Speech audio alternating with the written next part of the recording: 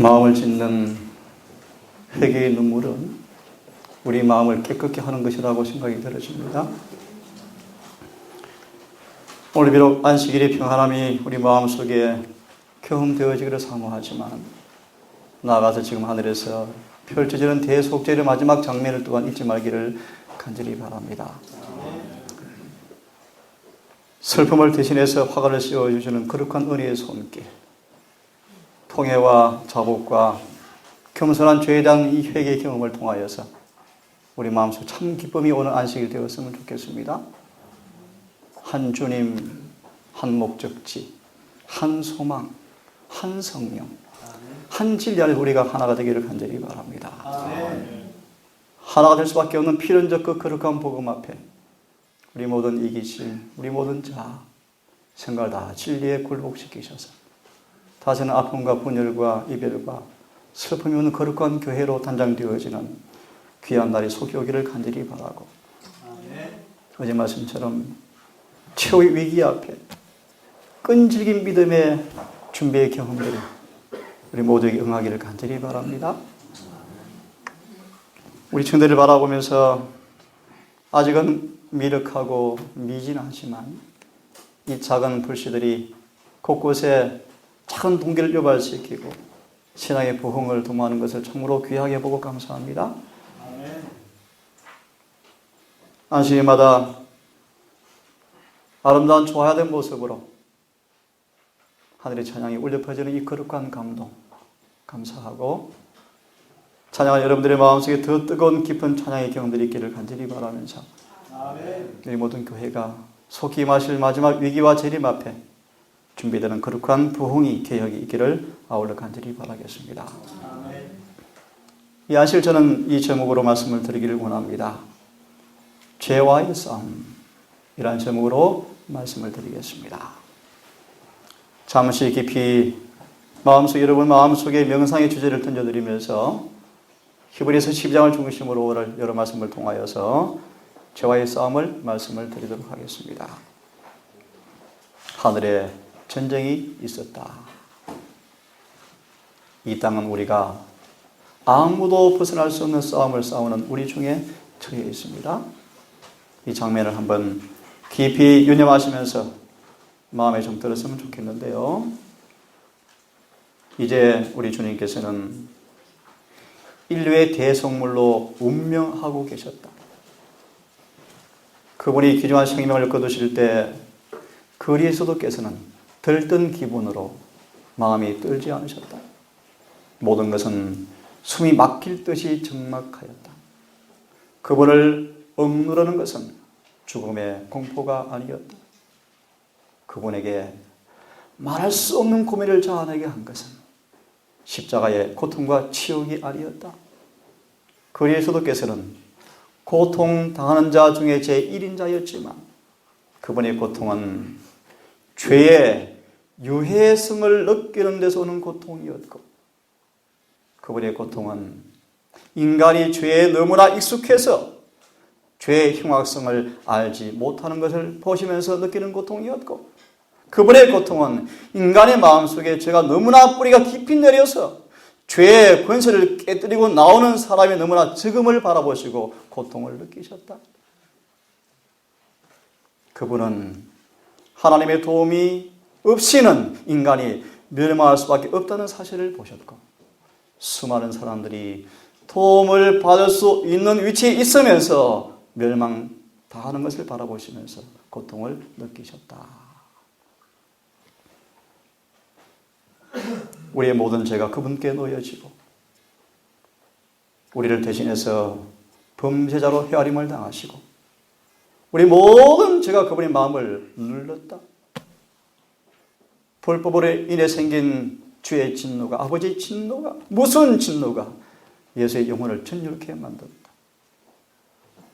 주님은 온 생애를 통하여 타락한 세상의 아버지의 자비를 간청해 달라고 기도하였지만 이제 그분은 아버지의 진노하여서 그분이 얼굴을 돌리시는 장면 속에서 최대의 고민의 순간 아버지께서 당신께로부터 얼굴을 돌리시며 완전히 이해할 수 없는 슬픔의 고통이 예수의 마음을 찔렀다.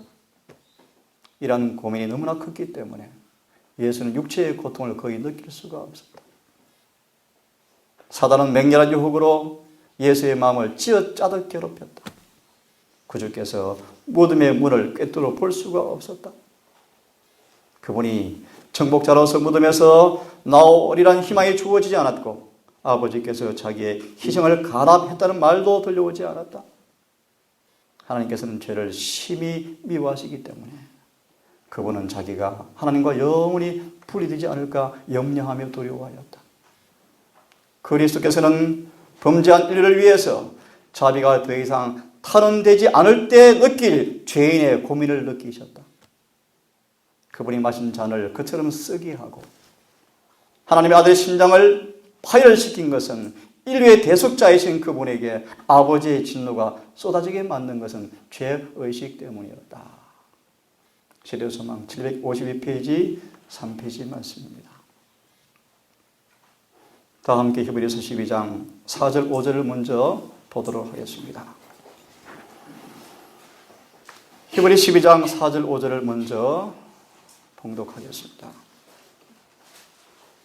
너희가 죄와 싸우되 아직 피 흘리기까지는 대항치 아니하고 또 아들들에게 권하는 것 같이 너희에게 권면하신 말씀을 잊어버렸도다. 1절 3절을 다시 보시면 이러므로 우리에게 구름같이 둘러싼 증인들이 있다. 모든 묵은 것과 은명이 쉬운 죄를 벗어버리고 인내로서 우리 앞에 당한 경주를 경주한 사람들인데 우리 또한 경주를 경주해야 할 터인데 왜 너희가 낙심하여 죄와 싸우되 피 흘리기까지 싸우지 아니하고 내 경계의 말씀을 잊어버렸느냐.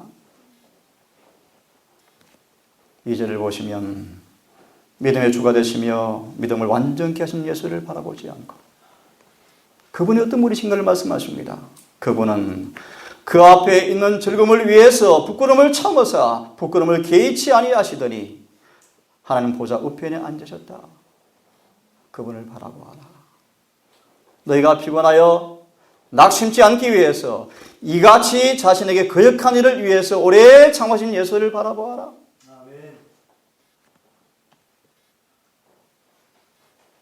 이어서 5절부터 쭉 말씀하십니다.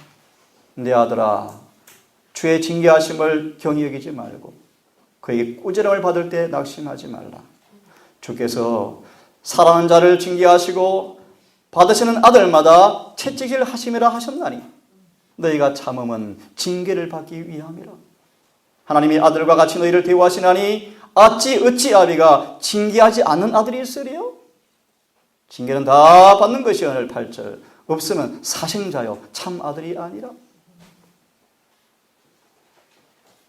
제 개인의 삶의 국면을 바라보면서 때도 참기 어려운 시험들이 옵니다.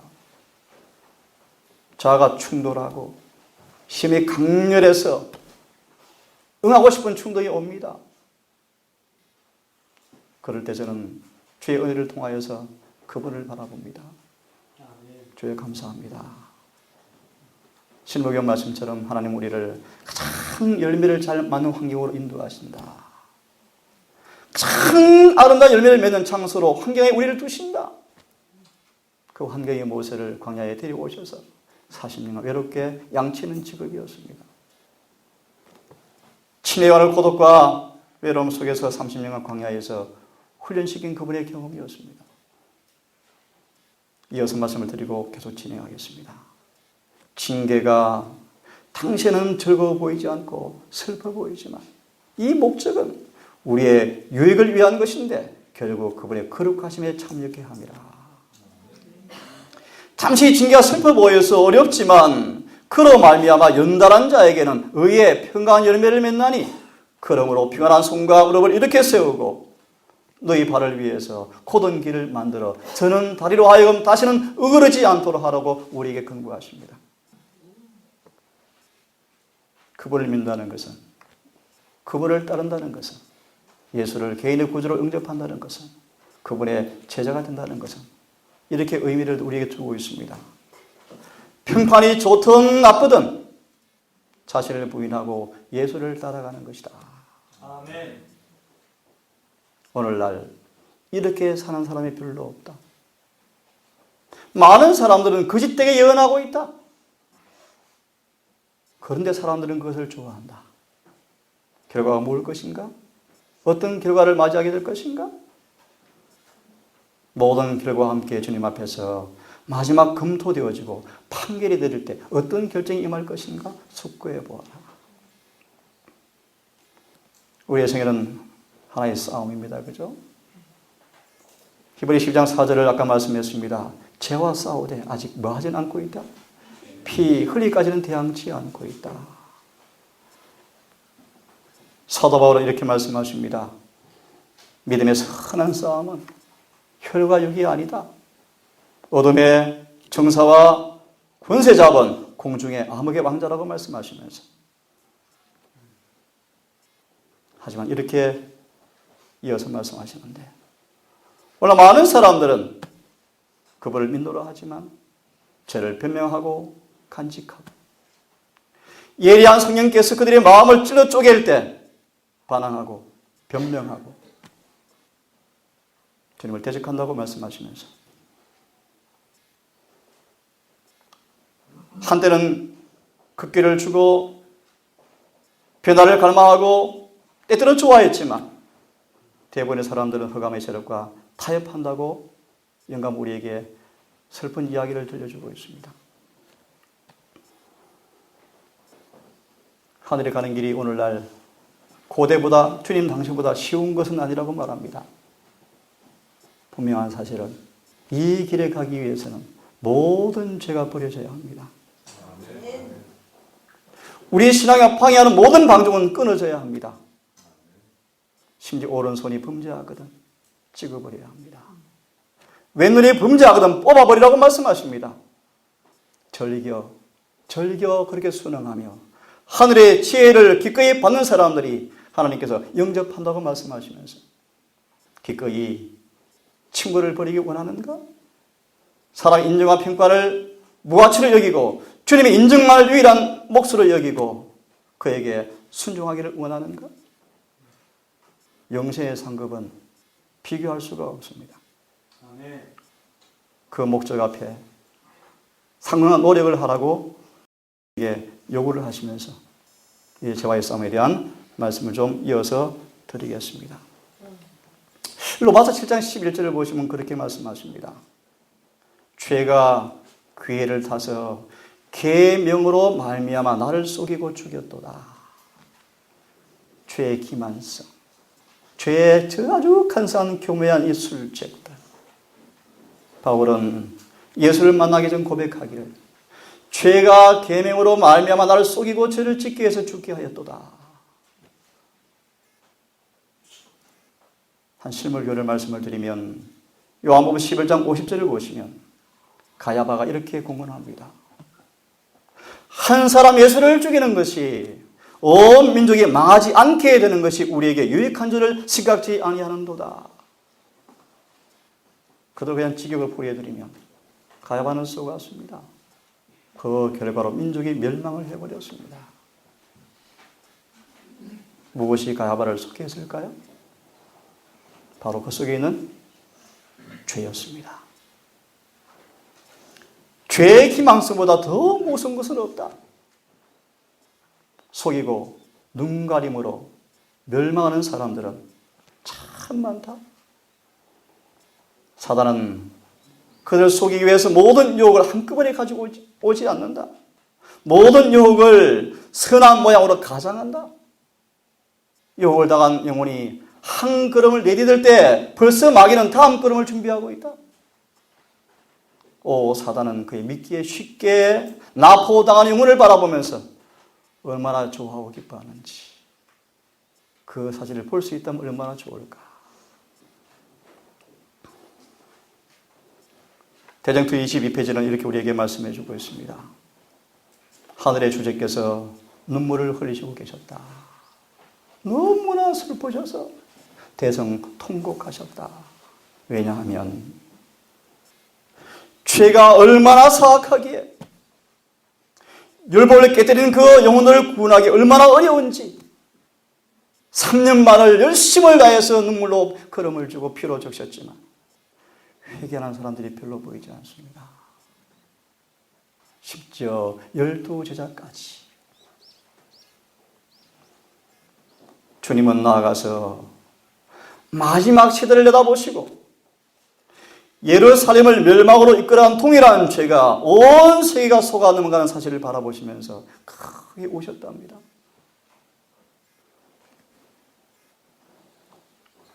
유대인들의 큰 죄는 율법을 전하고 높였지만 예수를 배척하는 것이었고, 오늘날 기독교회는 예수를 자랑하지만 율법을 배척하는 죄를 범하고 있다. 통계라는 결과는 멸망이라고 말씀하십니다. 죄에 속박되어서 사탄의 종이 된 무수한 사람들이 둘째 사망에 받을 운명에 처해 있으면서도 불구하고 진리의 귀를 기울이지 않는 것은 이해할 수 없는 신비다, 맹목이다, 이해할 수가 없는 일이다 라고 말씀하십니다. 우리단 장로님께서 이렇게 말씀을 살짝 흘러주셨습니다. 오늘 교인들의 풍조가, 재림 교인들의 풍조가 예언의 신이 없으면 좋겠다라는 풍조가 느껴진대요. 참 무서운 반역이 무서운 반역. 한편으로 제가 감사합니다. 교회 지난 7월 건도군의 김대선 목사님, 그게 아니고 다른 잡지였구나. 엘렌 화이트 서거 100주년 기념 서글퍼다. 정직한 고백이요. 서글퍼다. 100주년 기념. 서글픈 반성해야 할, 통해야 할 그런 심포점이 되어야 할 텐데. 그 다음 제가 동의하지 않습니다. 화해시 신앙가를 연구하고 신학을 연구해야 한다. 그건 엉터리입니다. 그럴 수가 없습니다. 예언의 신은 엘렌 화이트의 신학이 아닙니다. 그분의 신앙이 아니에요. 성령의 음성이에요. 음성. 토를 다시면 안 돼요. 제 평가에서는 안 돼요. 그들을 믿고 순종하셔야 되는데 그것이 아쉬운 것이지. 앞에 말씀은 동감합니다. 엘렌 화이트 서거 100주년 기념. 슬픈 일이요, 슬픈 일. 몇 번 언급을 드렸지만 재림교회 사를 바라보면 제 기획으로 7번, 8번 정도 연도를 정확하게 기록하시면서 예수께서 오실 뻔했다, 오실 뻔했다, 오실 뻔했다. 그런 기록이 7번가량 언급되어 있습니다. 예를 하나 들면 1857년 주님의 강력한 성령으로 온 미국 재림교회를 깨우셔서 온 교회가 회개운동에 동참하게 되었을 때 이런 계시를 주었습니다. 그 경험이 지속되었더라면 3년 만에 마치고 하늘에 갈 것을 나는 보았다. 그런 연도가 여러 번 기록되어 있습니다. 하지만 우리의 현실은 화이트에 서거한 지가 100년이 지났습니다. 아직 우리 땅에 살고 있습니다. 하지만 기억하십시오. 말씀 그대로 이루어질 날이 오고 있고 이루어질 것입니다. 죄란 뭔가?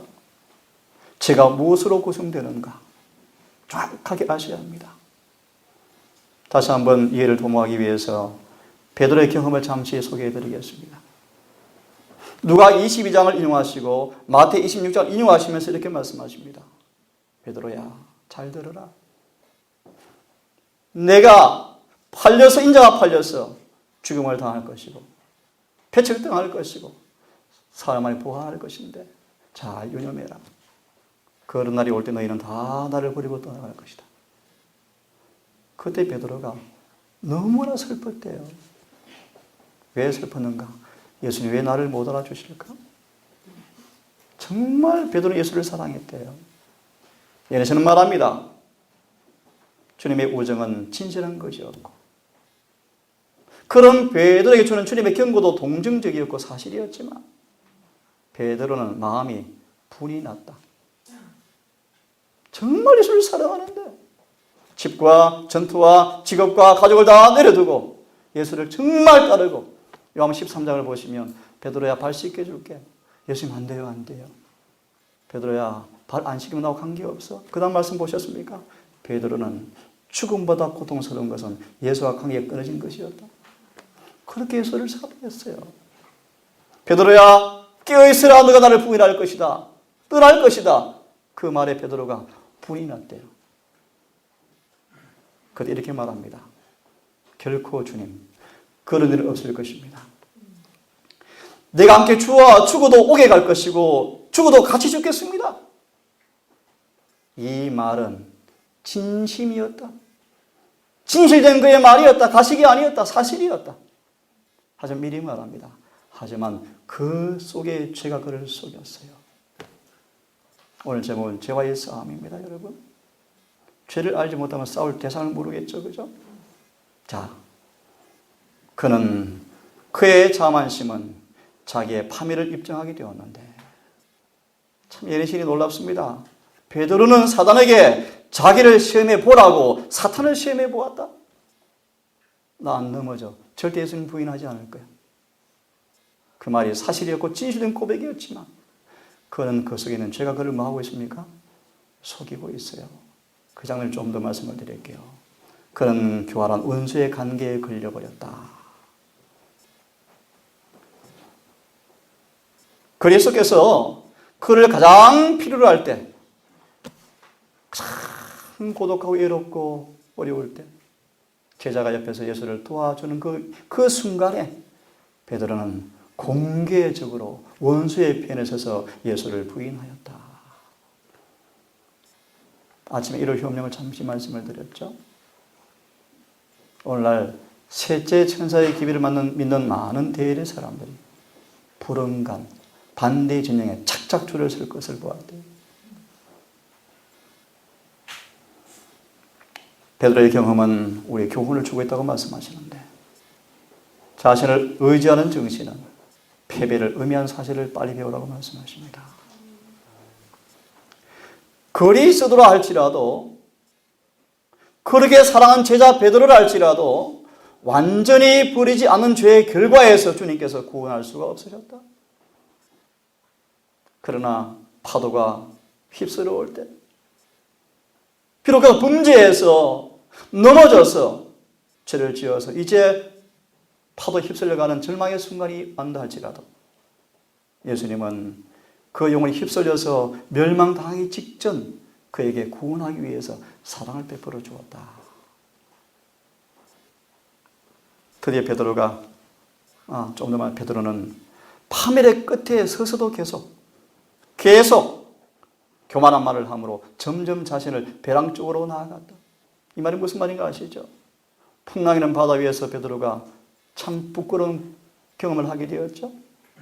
자신을 신뢰하는 정신을 통하여서 죽을 수밖에 없는 그 위기의 순간에 무한한 자비로 구원받은 그 주님 앞에 경고를 받았지만 십자 앞에 나아가는 시간까지 계속 베드로는 뭐 하였습니까? 자신을 점점 배랑으로 더 나아갔다. 뭐 하면서요? 자신을 신뢰하는 정신이었죠. 나 주님 사랑해 맞아요. 하지만 한 가지 첨부합니다. 우리가 아무리 주님을 사랑하지만 우리는 스스로 그 고백을 지킬 수 없는 사람들이에요. 그렇죠? 그래서요, 중생의 시선과 성령의 새롭게 하심과 성령의 부어지지 아니하면 우리의 고백은 내일 헌시작처럼 버리게 될 것입니다. 우리의 고백이 배신으로 갈 수 있는 연약한 인간이라는 사실을 여러분 인정하시고 매 순간 사실을 부인하고 주를 의지하지 아니할진대 이 기만한 죄의 속임에서 벗어날 자가 아무도 없다는 사실을 잊지 말기를 간절히 바랍니다. 주여, 내가 함께 오게 죽는 데 가겠습니다 하고 맹세하였지만 이 고백은 사랑의 마음과 슬픈 심정으로 진정으로 고백한 것이었지만 마음을 읽으시는 주님은 당장 진가가 나타나지 않았지만 신속히 임할 암흑의 빛 가운데서 베드로가 넘어질 것을 미리 바라보시면서 그에게 희망을 던져주었습니다. 베드로야, 베드로야, 정신 좀 차리라. 마귀가 너를 밀가부르듯 하려고 청구하고 있다. 하지만 내가 너를 위해서 기도하고 있다. 이후에 돌이킨 후에 내 형제를 굳게 하라고 미리 용서의 언제를 보정을 주셨습니다. 대담하고 잘 다투고 자신감이 넘치고 지각이나 행동이 예민하고 금방 복수하고 금방 용서하는 성질의 베드로. 때때로 잘못을 거듭 견책을 받았습니다. 하지만 예수께 대한 베드로의 충정과 헌신은 그 성질 못지않게 강했습니다. 이 때문에 인정과 칭찬도 받은 적이 있지만 예수님은 특별히 사랑과 인내를 가지고 이 성급한 제자를 잘 다루시면서 자만을 견제하시고 겸손과 순종을 계속 가르쳤습니다. 하지만 베드로가 또 뭐 합니까? 내가 나를 부인하겠다. 주여, 아닙니다. 그런 마음에 슬픈 감정으로 거듭거듭 그 사실을 부인하였다. 이 베드로가 예수를 옹호하기 위해서 무기를 들 준비는 데 있었지만 주께서 경멸과 조롱을 받았을 때는 용기가 꺾여서 비겁함이 되어버렸습니다. 왜 그랬습니까? 아까 말씀처럼 그 속에는 그 죄가 그를 속였습니다. 그러면 이 죄와의 싸움 속에서 우리가 할 일이 하나 뭔가? 그분의 얼굴빛 앞에서, 그분 앞에서 우리가 얼마나 큰 죄임을, 그 죄인의 실상을 낱낱이 우리는 이해하시고 경험하시고 깨달으셔야 합니다. 대장 읽어드리고 이어서 말씀을 좀 더 드립니다. 이제 베드로의 마무리입니다. 베드로가 넘어져서 죄를 범하고 타락하죠. 그런 걸 성령께서 게시마로 인도하셔서 회개시키는 장면의 모습입니다.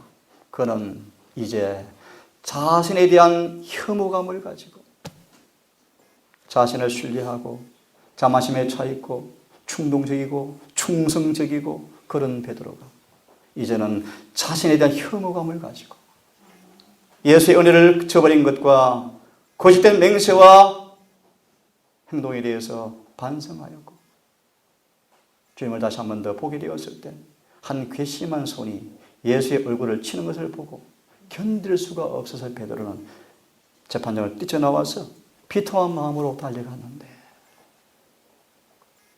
한 실물 교훈이죠, 그죠? 죄와의 싸움 속에 있는 우리 모두가 이 베드로처럼 어쩌면 속임당하는 그 모습이 있는가 살펴보시면서 다음의 말씀을 좀 듣게 되기를 바랍니다. 예수의 생애를 통해 주신 교훈을 이렇게 말씀하십니다. 그분의 모범은 승리에 대한 유일한 희망은 계속해서 사탄의 공격을 저항하는 데 달려 있음을 우리에게 보여주고 있다. 그래서 히브리 12장이 주어진 것입니다. 너희는 낙심하지 말라. 지치지 말라. 예수를 바라보라. 그분은 지칠 정도로 수많은 시험이 왔지만 그분은 끝까지 뭐 하십니까? 믿음의 경주를 인내로 경주하시고 승리하셨습니다. 아멘.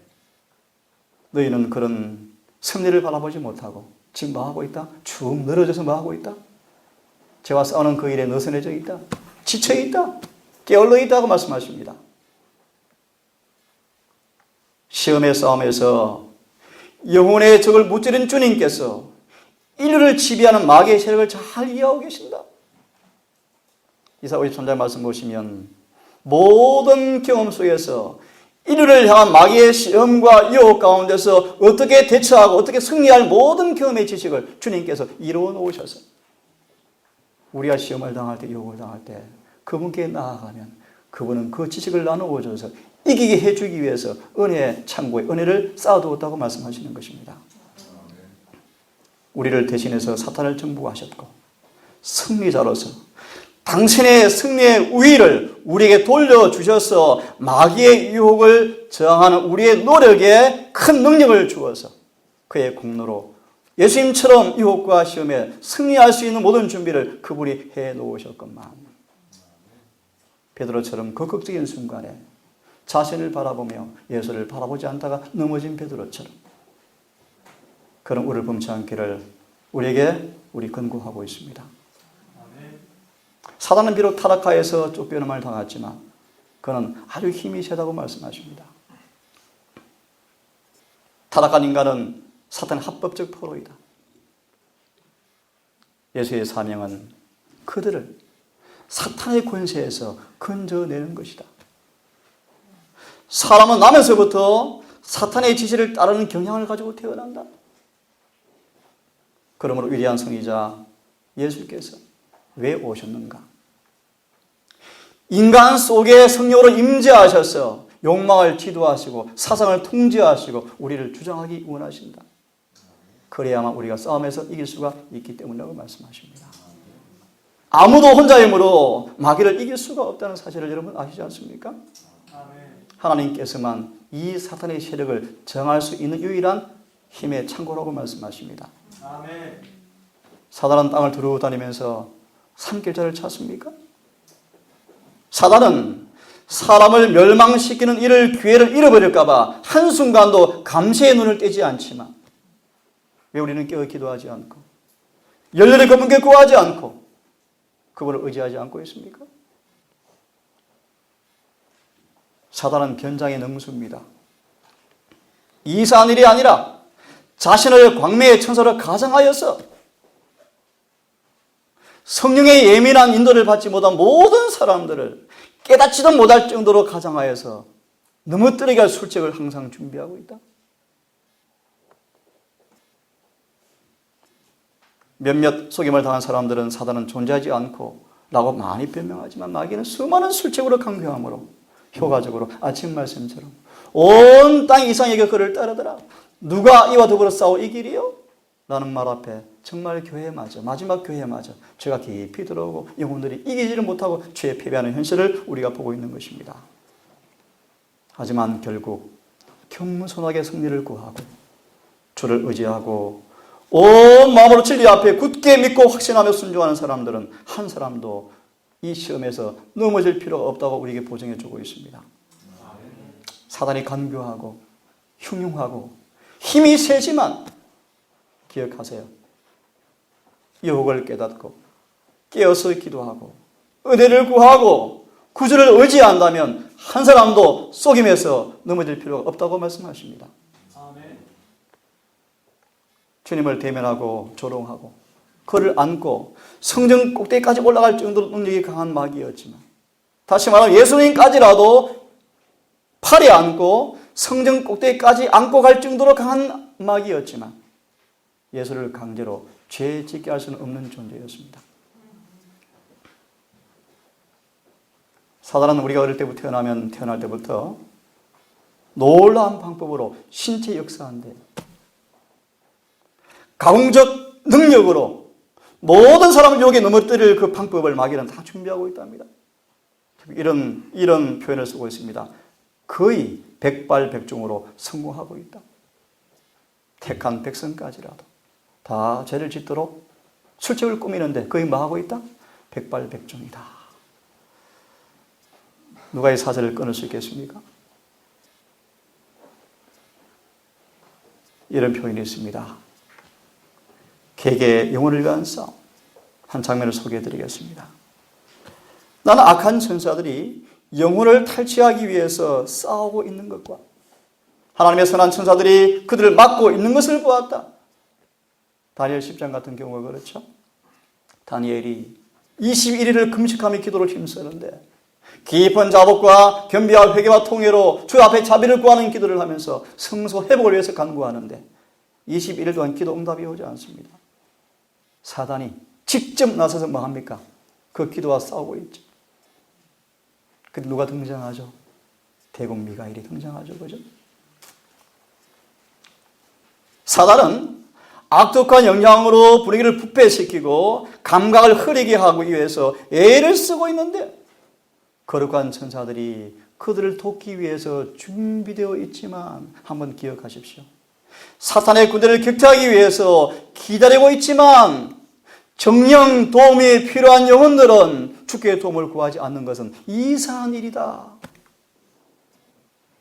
시험과 욕을 통해서 죄를 짓게 해서 납포하기 위해서 온 악의 군대가 온 힘을 다해서 우리 앞에 욕을 던지고 있건만 선한 천사는 그것을 막아서 그 영혼으로 하여 승리하기 위해서 준비를 하기 위해 도움을 주게 준비하고 있는데 정작 필요로 하는 영혼들은 뭐 하고 있지 않다? 주님께 도움을 요청하지 않고 있는 것은 이상한 일이다.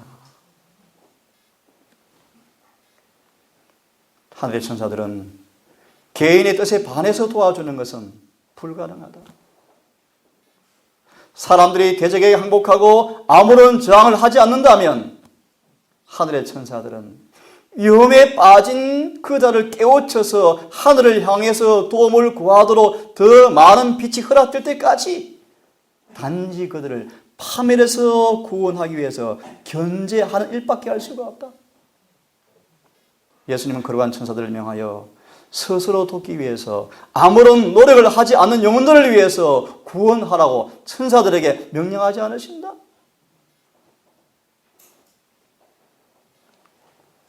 이 싸움은 철저히 개개인적이죠. 개개인적이죠. 개인의 싸움들이요. 아무도 대신해 줄 수 없고 대신할 수가 없습니다. 한 영혼이 잃어버릴 위험이 감지가 되어지며 마귀는 필사적으로 노력하는데 이 싸움을 우리가 어떻게 여러분 이길 수 있겠습니까? 위험을 자각하고 고뇌와 열심으로 능력을 얻기 위해서 예주를 의지할까 마귀는 두려워한다. 다시 말합니다. 이런 마귀, 힘센 마귀 앞에 당할 인간이 아무도 없습니다. 마귀는 뭘 두려워하는가? 마귀의 유혹과 위험을 감지하고 고뇌와 열심으로 능력을 얻기 위해서 예수를 의지할까 봐 두려워한다. 왜냐하면 이 불쌍한 영혼이 하늘의 사자의 증언을 요청하고 하늘의 빛을 갈망하면서 인내하고 그분의 공로에 맡긴다면 힘센 천사가 정파될 것이고 파송될 것이고 사단은 그의 힘센 대적인 사단은 그보다 훨씬 힘센 예수에게 기도하는 영혼들의 기도를 견디지 못한다. 이는 그가 예수의 능력을 인지하고 위험을 두려워하고 전율하는 까닭이다 라고 말씀하십니다. 그래서 이런 말씀이 있죠. 열렬한 기도 소리에 사탄의 전 군대가 공포에 질린다. 아멘. 그죠? 여러분 기도에 껴있고 에너지적인 기도로 호흡하시고 야고보서 말씀처럼 기도하는 것이 호흡이 되시고 습관이 되어지는 경험에 아름다운 경험이 연습되어지고 터득되기를 간절히 바랍니다. 아멘. 열렬한 기도 소리에 사탄의 전군이 공포에 질리고 전능한 천사가 하늘의 병기로 무장한 채 이 땅에 내려올 때 기진한 맥진한 마귀의 군대가 다 패전하고 퇴각해버린다. 리븐 헤럴드 1862년 5월 13일자 말씀입니다. 이 안식일 시간 여기까지 말씀을 마무리하려고 합니다. 사랑하는 성도 여러분, 아무도 피할 수 없는 저와의 싸움이 오늘도 우리 전개되어 있고 앞으로 전개될 것이고 더 치열할 것입니다.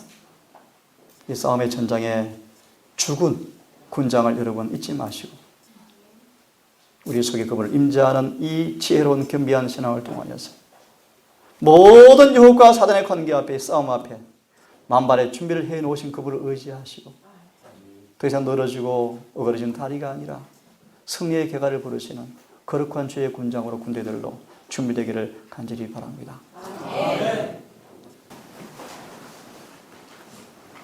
아버지, 이처 우리를 사랑하셨습니까? 아직 죄인 되었을 때, 원수 되었을 때, 두려울 물건 없을지라도 우리를 사랑하셔서 우리를 부르시고 택하심을 참으로 감사합니다.